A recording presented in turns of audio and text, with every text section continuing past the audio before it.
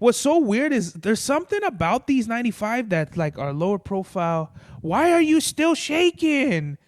What the fuck is going on? Do you know how I know you're shaking?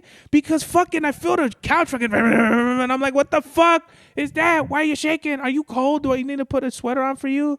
I'm sorry if I'm yelling at you and you feel scared, but I'm trying to do this fucking thing over here and you're like fucking like scaring me. Are you tired too? You tired on top of that? Fuck. All right. Mad Max was the turnout of my lifestyle. Smoking green, blowing white clouds to build the blue skies. Conversating with the gods by my wildflower to let them know that it's the God's hour. This love's the never-ending saga. Gods by my wildflower to let them know that it's the God's hour. This love's the never-ending saga. Gods by my wildflower to let them know that it's the God's hour. This love's the never-ending saga. Gods by my wildflower to let them know that it's the God's hour. This love's the never-ending saga. Walk through the sands of times like Gara. On the other side of that gad is karma. You wet Prada, the devil like inside your box now. While the angels fly over my headstone.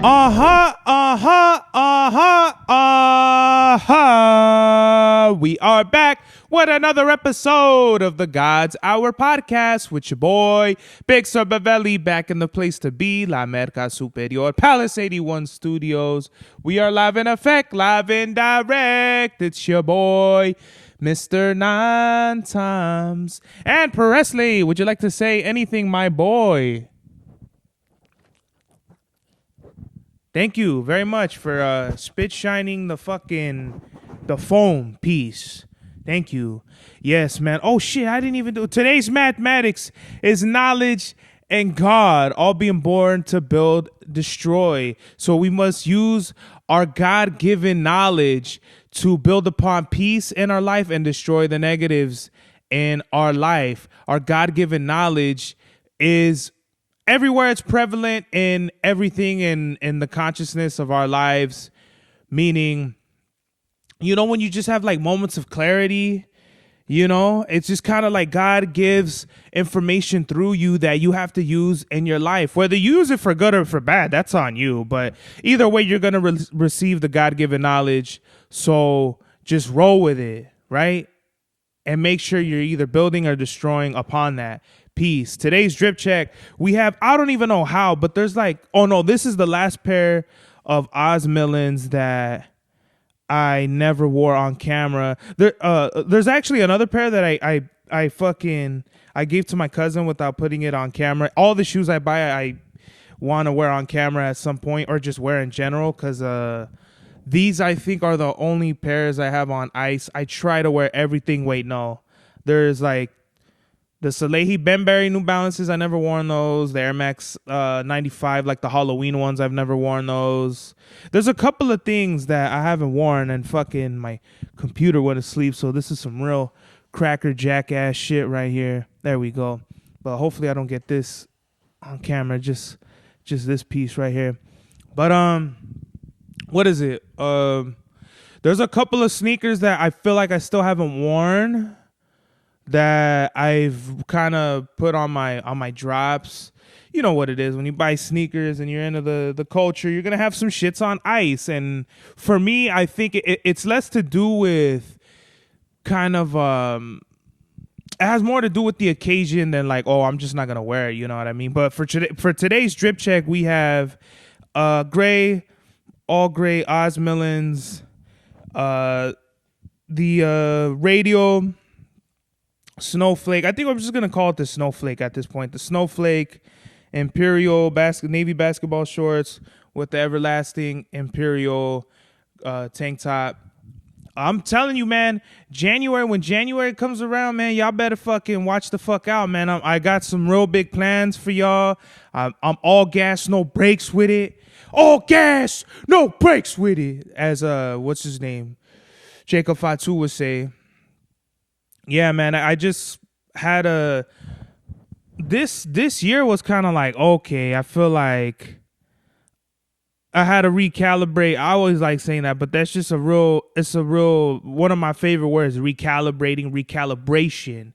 You dig what I'm saying? It starts with having to redo, think, or kind of just move the energy in a certain way to where it's kind of like, okay, some things aren't working, so let's kind of like re-strategize and get what needs to be done together, because obviously it's not that things aren't working right now, it's just things could work better. I just need to kind of move in that kind of direction. But it's very challenging, when you're doing everything that I do. For those who don't know, I gotta remind everybody, I fucking basically work full time, overtime, music. I'm promoting the show, Nights of the Round Table, fucking clothes, music, the podcast. So it's all kind of I have to basically rotate my time, is basically what it is. If last week I was doing music, I didn't even do the podcast. I'm doing my podcast fucking right before I go to work. I don't even have time for clothes right now. I got to promote the show. Nights of the Round Table is this Friday, December 19th. Is from 8 p.m. to 11 p.m. Let me check the lineup real quick, because I always forget the whole lineup because it changed a couple of times. And let me just preface this by saying it was originally on Black Friday. It's still a free show. What happened was I didn't get time off of work, so we had to push it back. They double booked us in the venue, so we had to push it back again. In that, some artists were shuffled around. Some came in, some dropped in, some dropped out, and that's fine. So it's going to be a 3-hour show. The first show I threw on, it just dragged on, and I could just tell people were tired. They were like, I could just feel the energy out in the room. Okay, like this, I don't want the show to feel like it's overstayed its welcome. I literally would rather put on a 1-hour show than to put and have like dope artists back to back to back, then have like to try to put on all the homies and make it like a fucking 6-hour festival. I do not want to do that. I don't want to see a show like that, and I don't want to throw a show for people to see like that. Unless we have a consistent number of people that are willing to stay and watch the show, some in its entirety and some just for a couple of people, yes, I'll do that. But right now, it's just kind of like I'm building it. So right now, 3 hours makes more sense than what did I do? I think I did 7 to 12 in the morning last show I threw, which is just too much. You know what I mean? I think actually it might have been from 8 to 12 in the morning. So I don't know. I don't really remember. All I know is that show was way too long, and by 11 o'clock, I felt like people were just staying there to see me, which isn't bad, and I could be totally wrong. I don't want it to be like, oh, it's all about me type shit, but I felt like people told me like, oh, I'm staying to see you, and I was like, oh, okay. Like, couple that with the fact that artists, it was like pretty much an artist only show. You get me? There was only a couple people that were there to see the show that weren't performing. It was like the people at the bar, and that was pretty much it. A couple of people, right? I don't want to make it seem like it was like, what do they call it? Pause. Is this like a blowout or something like that? I don't know, but it just kind of wasn't. It wasn't what I had in mind. But this is my second. That was my first show, and I felt like it was fire. Like even though it was like a small type of, it was a not a gathering, I still think it did really, really well. This time around, we have Nights of the Round Table. It's a 3-hour show. It's in Boyle Heights at the Boulevard Bar and Cafe in East LA. And it's not Boulevard, like, back in the day, the Boulevard brand t-shirts, like BLVRD, it's BLVD. And we have 30 Miles opening, BC1, OQ, 1/3 Advis non-existent, Bomb Chemist, Aspect the Aztec, and the B Smith Benny Blaze, Looney, Ital Santos, Fully the First, and we have Divine Flows headlining. If I can have some time in there, I will do like a wild card special guest set. I do have a set ready, but I didn't anticipate I didn't anticipate not accounting an artist. I don't want to, if I said his name before, I said his name before. But it's just kind of like, that's not the point. It's just, I gave up my spot for one of my artists because that's just what the fuck I'm going to do. I don't need to perform at my own shows. I don't have to. It's kind of like it puts less stress on me to not perform. Maybe the next time I throw a show, I won't perform at all. Nah, actually, I do want to perform. I do want to perform. You know what I mean? Especially like over there.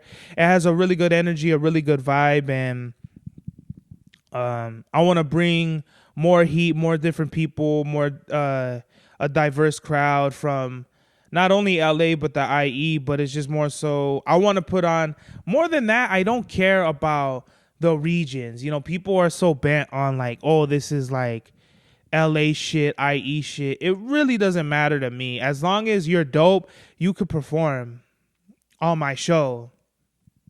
And I have some different ideas about the shows, how I want to throw it, yada, yada, yada. But point blank period, Nights of the Round Table is going down Friday, December 19th. It starts at 8, ends at 11. We have I bought a tray from Estitlo Suavecito. If you don't know, that's Bobby Suave's brand. He makes really great ceviche. Like, I don't think people understand how difficult it is to make aguachile or ceviche or just marisco style seafood in general, because it's hard. I've tried to make, and I made aguachile myself. It's not bad. But he literally makes his own salsas, and he makes it his own way. It's not like, oh, okay, I'm just gonna cure some fucking cut up raw shrimp and some lemon and leave that shit in a bowl and cut up some cucumbers and onions and stir it up. Like, no, Estilo Suavecito, he got his own thing going on, so it's kind of like, yeah, that was what I wanted to say, like a compensation for the artist that I had booked for moving the show twice, because you were dealing with time and money, guys. I wholeheartedly don't want to kind of like bring any misconceptions or misunderstandings to anybody's lives, especially if they're gonna be performing. We moved it twice. If I put it in the book that I'm gonna be off of work for a Friday, dog, that's it.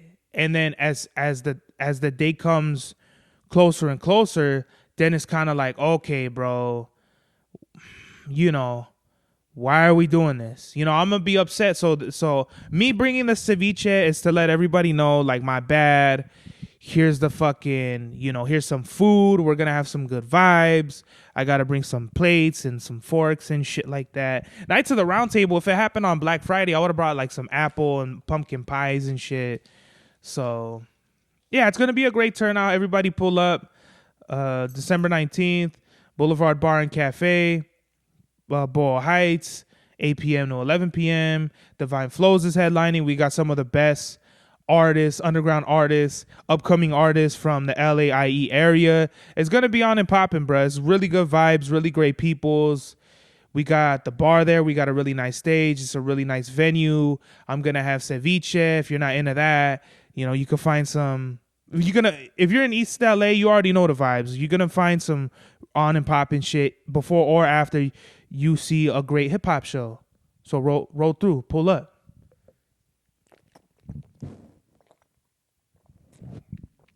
These are all my sneaker cops for November. I'll get into those later. I had no idea that I bought this many shoes in November, but it's okay. We'll do a kick test later as well as the sneaker cops and shit. But WWE, man, I feel like they're pissing a lot of their fan bases off. First and foremost, with the high fucking ticket prices, I can afford them, but not everybody can. And if I want like floor seats for AEW, and AEW fucking Revolution is coming too. So I gotta see about that.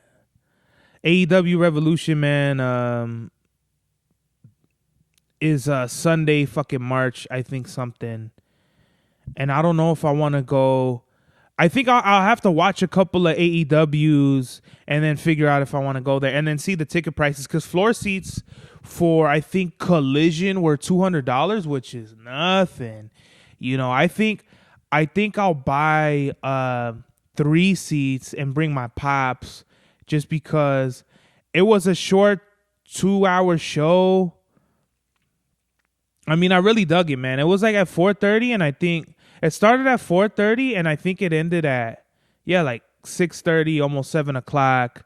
I really appreciated that because, you know, with WWE, with it being a 3-hour show, it's very entertaining. Yeah, like it's a big production, very engaging and shit like that. My pops loved it, but I have a short attention span. I'll be on my phone playing Pokemon Go while the entrances are going on and shit like that. I think that's just like my brain wired to fucking be on the go and shit like that. You know, I have to be doing some sort of shit with my brain, you know, brain activations and puzzles and shit like that. Oh, speaking of puzzles and brain activation, I literally bought these. I'm gonna shout out to Chewy real quick, but they got these things for my dog that I bought. This thing so he doesn't get bored. It's like a fucking egg, and you put treats in it, and Presley nudges it and wobbles it around, and then treats pop out of it. I thought that was really neat. That's something, because, you know, he likes to move shit around. Why you shaking, man? What the fuck? Bro, you ain't in trouble, bro. Hey, listen, man. Why are you doing that? Don't do it. You know what I mean? You're shaking, and it hurts my feelings.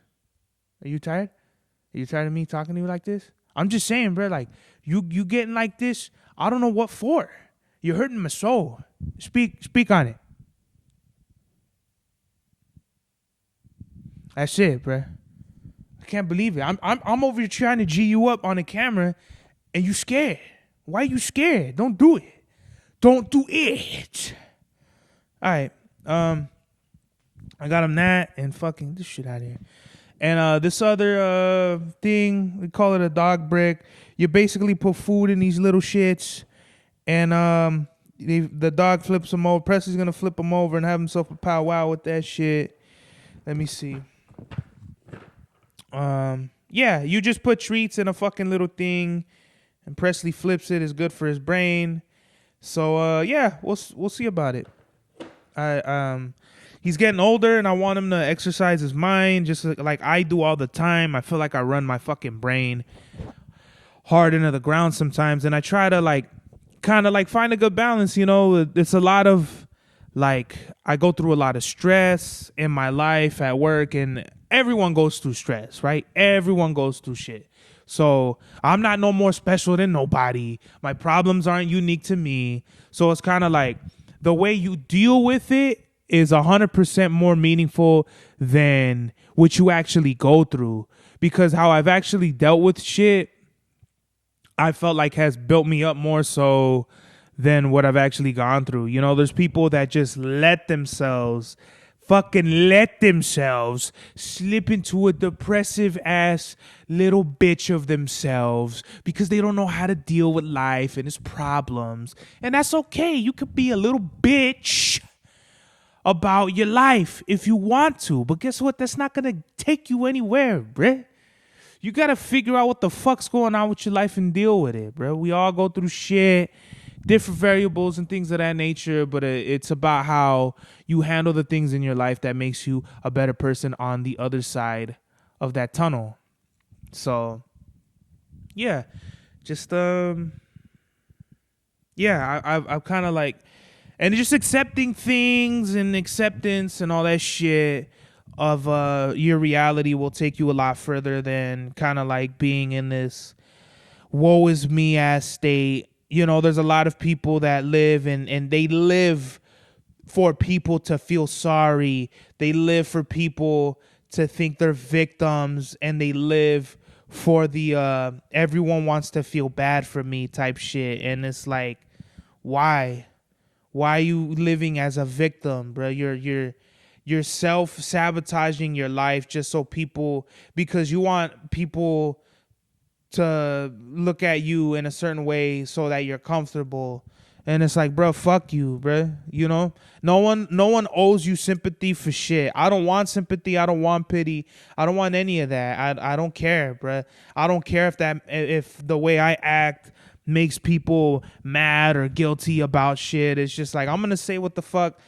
I'm gonna do what I want to do. Say what I want to say, bro. Like, that's off tops with it. You know what I mean? It's just kind of, you know, be a man, Hogan. You know what I mean? That's the Macho Man song. But yeah, that's not the message of the day. I'm just kind of a couple of things, man. Yesterday, I took my grandma out to eat Chinese food. She loves Chinese food. My grandma has Alzheimer's, and I was with my uncle, and this is an uncle. You good? Are you still shaking, man? Bro, what the fuck? You're interrupting my story just so you can shake?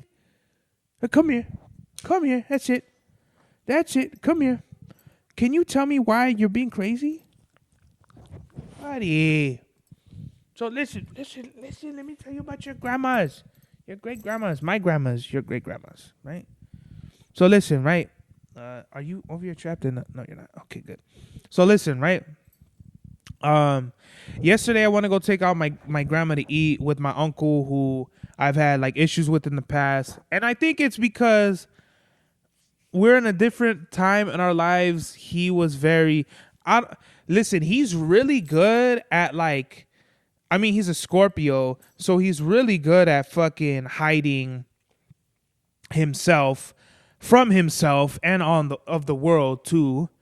Which isn't a bad thing. If you want to be a mysterioso onto yourself, that's on you. That really doesn't really mean shit to me. I could really tell when people like are hiding, you know, they're putting up like this sort of thing that really ain't them. That has nothing to do with anything. I took him and my grandma out to eat. He's my grandma's caretaker, and so, you know, I really got this vibe that like, you know what, maybe, you know, he really does care about me. Of course, I'm his nephew and all that. I just feel like and it's just with a lot of people like this that I don't like. He doesn't really take responsibility for his actions, and he tends to blame other shit or make excuses for his actions, you know, and it's just like kind of like, you have to take responsibility for what goes on in your life, bro. No one is going to be here to coddle you, baby you. Not everybody wants to hear your excuses or your bullshit as to like why fucking you can't be a man, you know? And I'm not saying that he's not a man. I'm just saying like fucking my whole discrepancies with him from day one was like, I just felt like I couldn't trust him. And when we lived together with my grandma, it was kind of like I just felt like he was a sucker, you know what I mean? I just felt like he wasn't straight up with me. And I felt like I had no support from my family at that time. And I was young and, you know, I was still kind of grieving for the most part. And it's just, yeah, like that's just what it is. I felt like, you know, and, but it was cool. Like with the dinner, I was with my grandma. She had like, she was getting all moody. She said she was in pain. But my tío told me that he had given her like a pill. He had gave her a pill already. So like she kind of fakes, or not fakes, but like it's hit or miss whether or not my grandma's really in pain or not. So I did notice that she was getting moody, and that after eating it felt like real calm. You know, I put on some fucking Vicente Fernandez on the way over there, and back from eating. It was really cool. It was like this Chinese spot I used to go to all the time as a kid, and the food wasn't as good as I remembered. Maybe I need to try different shit now. I like tried the classics. The fucking Kung Pao chicken was amazing. The seafood noodle soup was good, but they didn't put the cuts of fish that I remember that they did. First of all, they skimped out on the shrimp. They gave us hella squid and no fish. So I'm just kind of like, what the fuck, right? And the seafood noodle soup was still really, really good. But I think next time we go there, I'm gonna try different stuff. Like they had all kinds of shit that their menu was super big, and I didn't even know that it was that extensive. So, you know, what is it? Yeah, and then I had chicken chow mein, rice, almond jello, super fucking fire. You know, it was really cool. It was really good being with my grandma and my tío. Me and my tío bonded really well. My grandma was just right there, kind of more quiet. I don't force conversations with my grandma. I just kind of let her be. We ate. It was really good. It was calming. We had some good tea. No sugar. I didn't even ask for sugar this time. They don't even have sugar on the table. They had some old chile though, like the chili with the, the chili paste or whatever that they have. Like, it's super fire when it's fresh, but like you could tell it was old. And I was like, oh hell no, I should have just asked for sriracha. No sugar in the tea. I dropped the dub for them on a tip. They're like, oh, what is this, a tip? I'm like, yeah, that's all you, bruh. Like, this is, I don't know. I'm pretty sure, I don't remember if they remembered me. They have to know my family. They have to remember me because we used to go there all the time when I was a kid, and my grandma's only been there one time. So I don't know because they have a consistent, they have a really strong clientele. So I don't know. They have to know though. They have to know they have to remember because all those guys except one dude over there, I saw them. I basically kind of saw them all the time, and just their service is excellent, and just everything about it. Just these fools, the way they dress, the service, the fucking ambiance of the restaurant and all that. It's just, that's what I'm paying for, bro. Like, I dropped 100 just to eat and with the tip included, for 3 people. Like, I'm not gonna do that again next week. I'm not gonna go there. I'm not gonna take my grandma out next week, but I'll probably take her right before New Year's, because I want to spend more time with my grandmothers while I have them there, because my grandfathers I didn't get to spend time with. My abuelito Lupe, he passed away, I think when I was 9, '07 in November, around his birthday. And then my Papa Nacho, he passed away August the following year. So it was what's that fucking, 9 months apart. Yeah, 9. That's right. So, December. Yeah, fucking December, January, February, March, April, May, June, July, August. Yeah, fucking 9 months. So, my Papa Nacho, man, I just remember seeing him either eating cacahuates or drinking, or I remember he would shoot insulin into his belly button. That was weird. I remember being like, what the fuck is he doing? That shit looks painful. He had diabetes, and he basically let himself go, and he passed away on his own terms. Gangster shit. He just said, you know what? Fuck it. He went back to his rancho over there in Puerto Rios, I think is where he's from. And he just went out like a G. He said, fuck it. I'm going to go out. I'm going to do it my way. Fuck you. Fuck whoever don't like it. That's it. My other grandfather, the same way. He wanted I'm kind of being a little too personal right now, but whatever. It's my show, so if fucking people have a problem with it, fucking take it up with me. I don't care.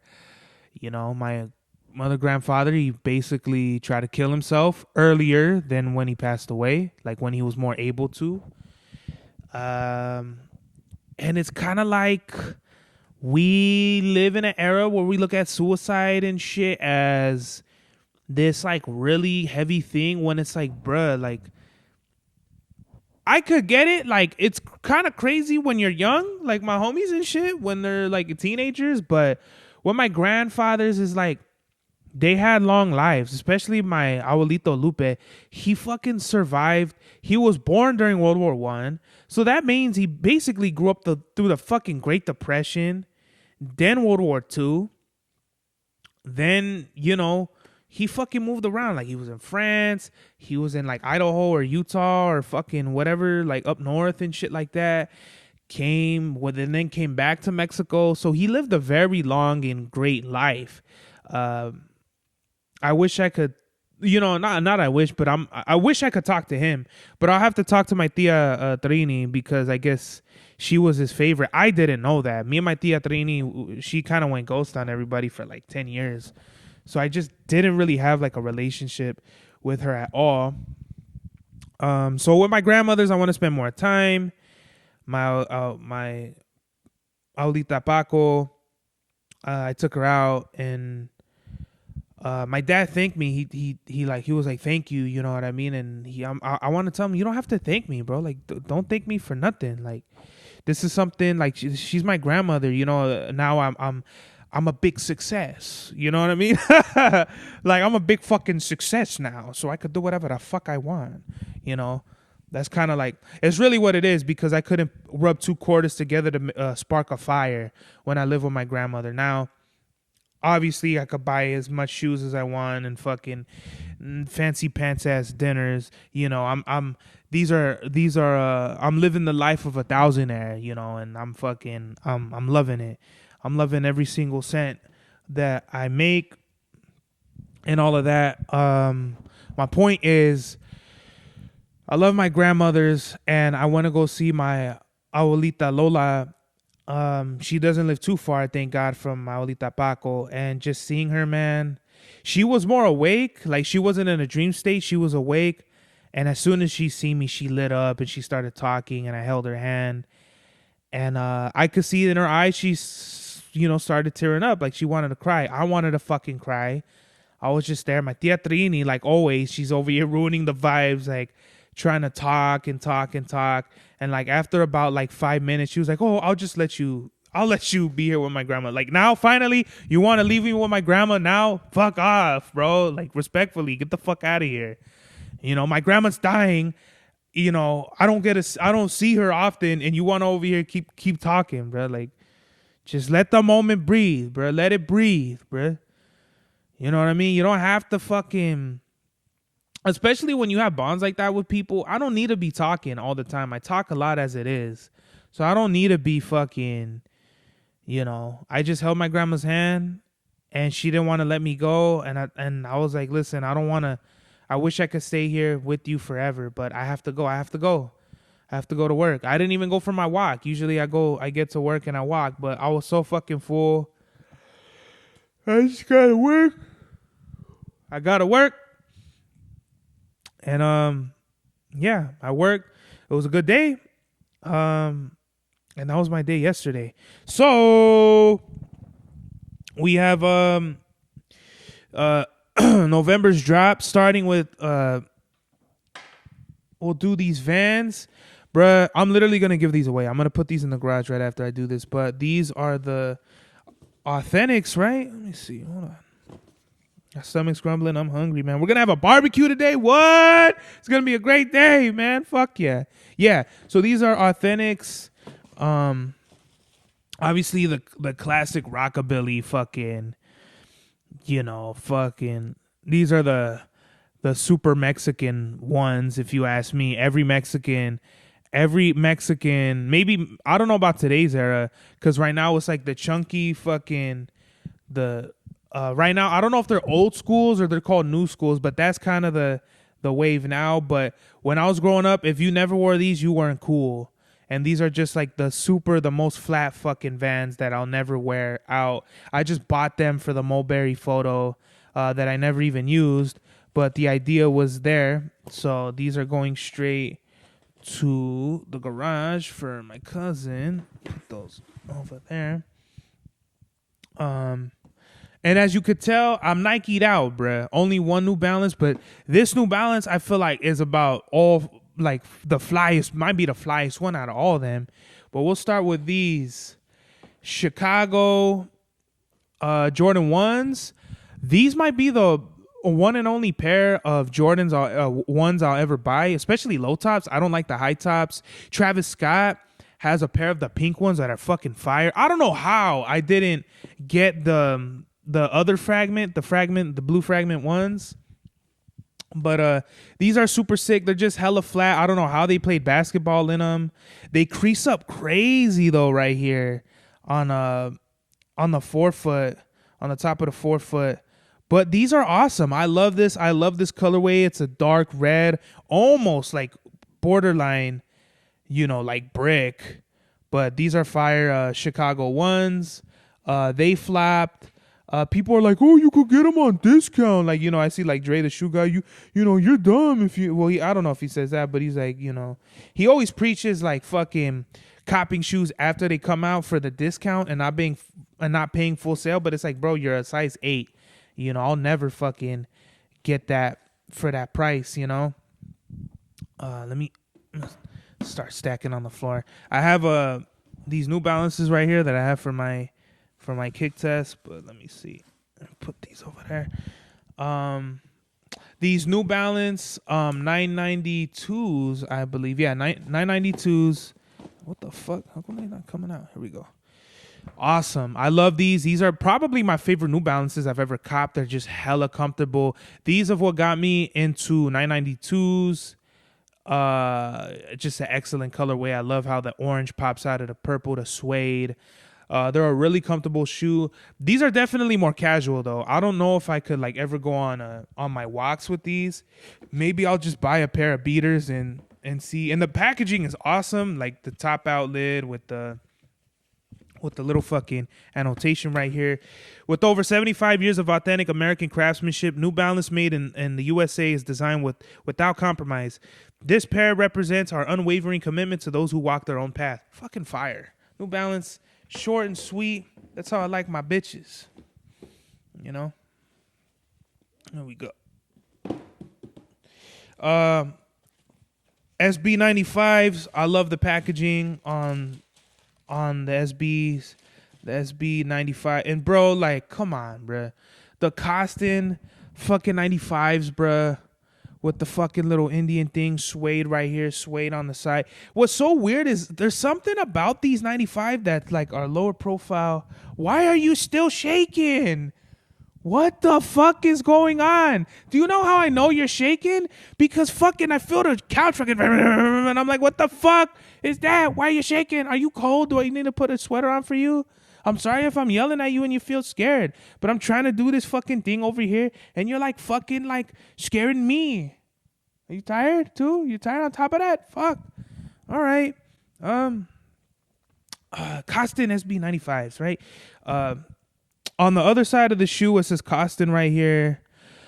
Oh, fucking awesome colorway, bro. Kind of like reminds me of the Chargers, navy, yellow, fucking, it's kind of like gray on the top with the white netting, white laces. I mean, beautiful shoe, bro. Like, this is my favorite 95s right here. These beat out the Alma Maniere. Not even maybe by a substantial margin, but not by that much, you know what I mean? Like, those fucking Alma Maniere 95s are fucking pristine. I love those like a motherfucker. What do we got right here? What I feel like these are the V5 runners. Yep. So these are cool. I always wanted a pair of these. I've seen people wear these around.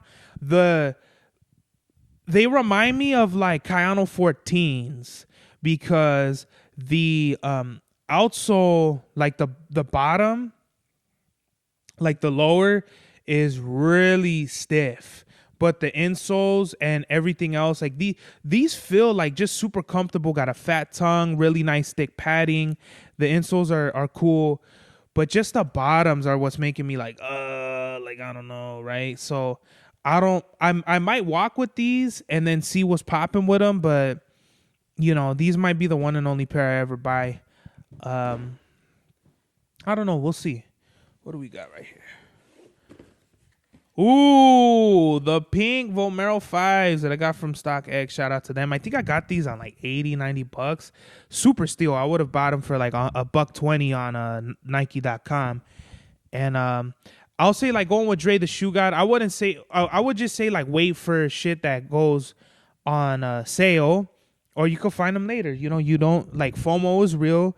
You don't need to buy everything, but I can't wait to piece this up with some shit. I don't know what I'm gonna wear for the show tomorrow, so these might be it. I don't know, but yeah, fire. I love Vomeros. Like Vomero 5s are kind of like probably if you could find Vomero 5s for $100, buy them and they're fire. You know.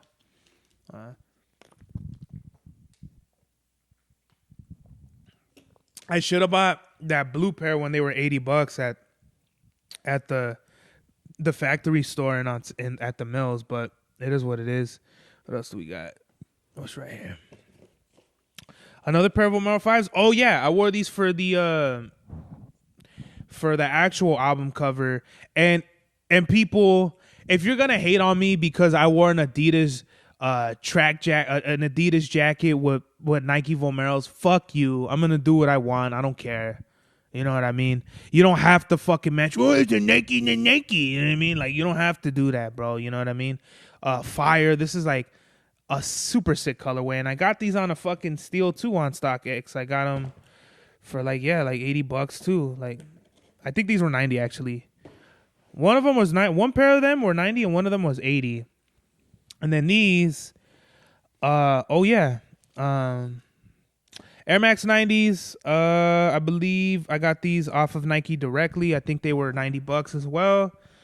I don't think I'll ever buy another pair of 90s again. They feel really flat, and they're just kind of more of a chunkier looking, lower profile. Like, I don't know. They're cool, but I just don't see myself buying another pair. You know what I mean? I always wanted 90s. I had a big hype over the 90s, and I don't know. They're cool, but just the green, the green doesn't look. I kind of don't like this green. When I got them on Nike.com, they look dark green, but these are like just not a particularly like dark green that I like. It's not like a standard dark green. It's more of a lighter dark green, you know? And it's just like, and with the colors and all that, it just didn't look how like I anticipated. Not that I'm disappointed. I'm just saying like kind of like it wasn't fully what I was expecting, you know? And that's fine. Whatever. Let's see. Man, we're running heavy on time over here. Goddamn. I'm trying to fucking beat it to the punch, right? Where we at? All right.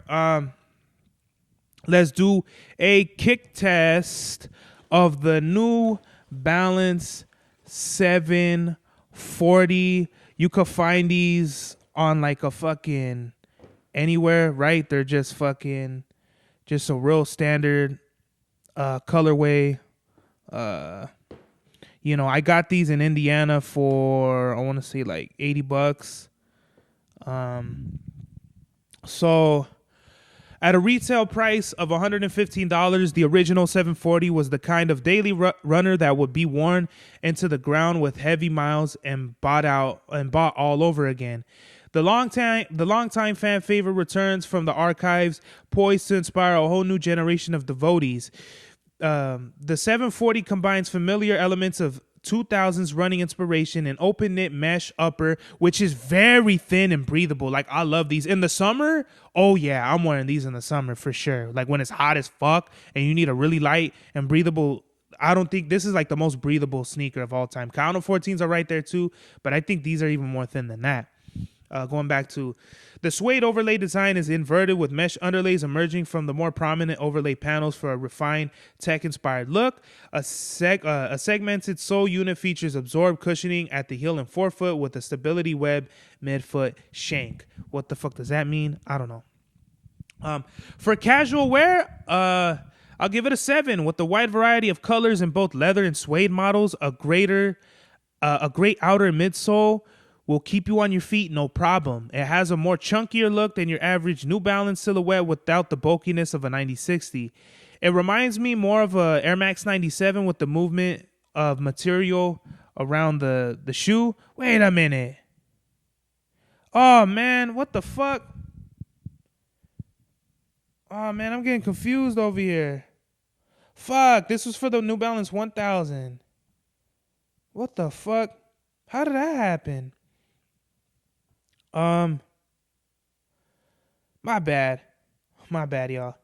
All right, so we got to go back to an open knit mesh upper segmented midsole and streamlined silhouette with flourishes like two-tone color mesh and angular overlays that give a 740 a unique visual identity. Whether you're, I fucking feel you shaking, bro. Presley, why are you shaking, man? You okay? You're just cold. I'll get you a sweater later. Whether you're discovering or rediscovering, the 740 is ready to become your next favorite shoe. The silhouette has an upper mesh that's very thin with a more wider and roomier size, considerably larger than its similar $100 running counterparts. The laces are way too long, though. You could tie them 3 times and still tuck them inside the fucking shoe.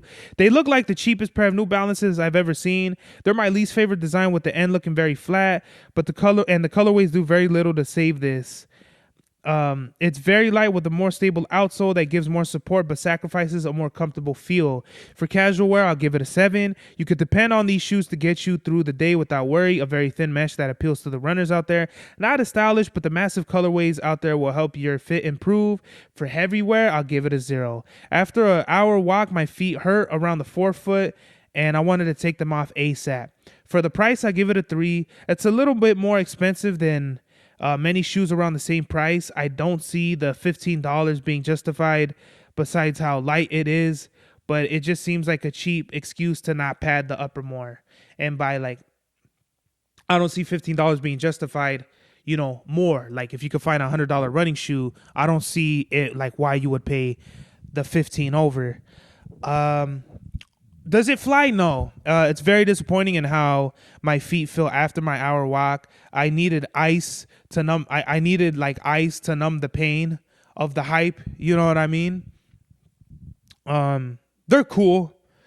They're just not for heavy wear. Do not run in those. If you're running in these, God bless you, bruh.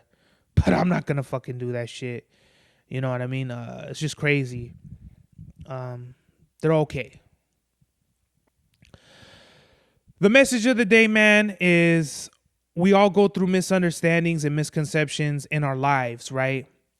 That does not mean that is reality. Just because I misunderstand something or misconceive or have misconceived notions about a person, place, or thing, it doesn't mean that that's reality. So you always got to double check, triple check, and do the knowledge with whatever it is you're misunderstanding.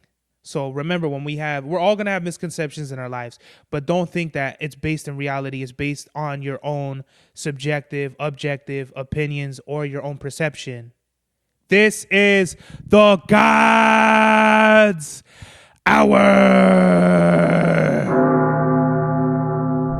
Mad Max was the turnout of my lifestyle. Smoking green, blowing white clouds to build the blue skies. Conversating with the gods by my wildflower to let them know that it's the God's hour. This love's the never-ending saga. Gods by my wildflower to let them know that it's the God's hour. This love's the never-ending saga. Gods by my wildflower to let them know that it's the God's hour. This love's the never-ending saga. Gods by my wildflower to let them know that it's the God's hour. This love's the never-ending saga. Walk through the sands of times like Gara. On the other side of that gad is karma. You wet Prada, the devil like inside your box now. While the angels fly over my headstone.